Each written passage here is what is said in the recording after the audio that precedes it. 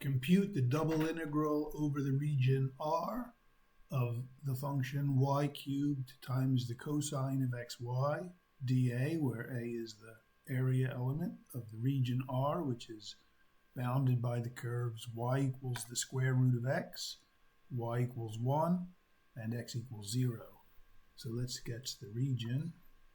Here are the axes. Y equals the square root of x is the top half of a sideways parabola. Y equals 1 is a horizontal line at the height 1, and x equals 0 is the y-axis. So this is our region that we're integrating over. And let's integrate by doing iterated integrals with dy dx and also with dx dy.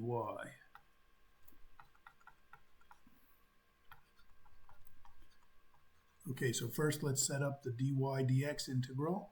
In this integral, the inner integral, the variable is y, so x is a constant. So x being a constant, this is the point 1, 1. The x value in this region will range from 0 to 1. So the outer integral will have endpoints 0 and 1. And then let's draw the region again. For any x between 0 and 1, the y value will go from the parabola up to the line. So the y value is going to go from the square root of x to 1. Okay. Now let's set up the other integral. Let's draw the region again here. So incidentally, the dy dx integral, that the interpretation there is that we are filling up the region with vertical line segments, and one of which we just used to get the bounds. But as the x ranges from 0 to 1, we will get all of these vertical line segments.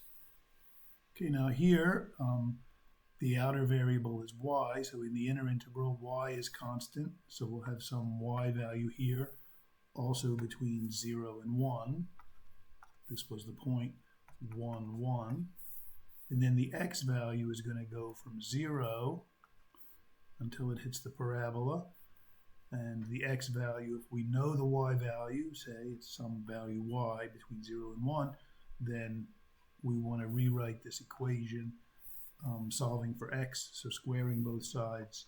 This is a portion of the parabola x equals y squared. So the x is y squared. Okay, so let's try to calculate these.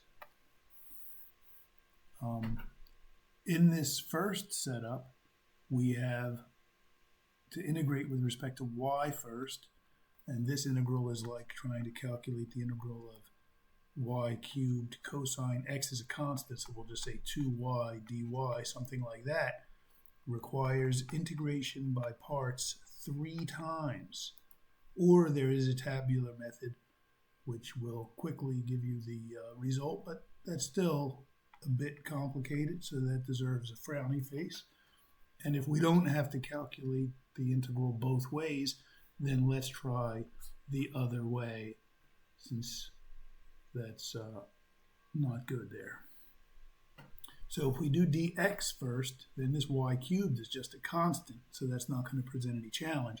And this is just going to be like integrating cosine of 2y. Okay, so that seems reasonable for the inner integral. So this will equal integral 0 to 1. Our antiderivative will be y cubed. And then to integrate cosine of a constant times x, we get sine of ax times 1 over a.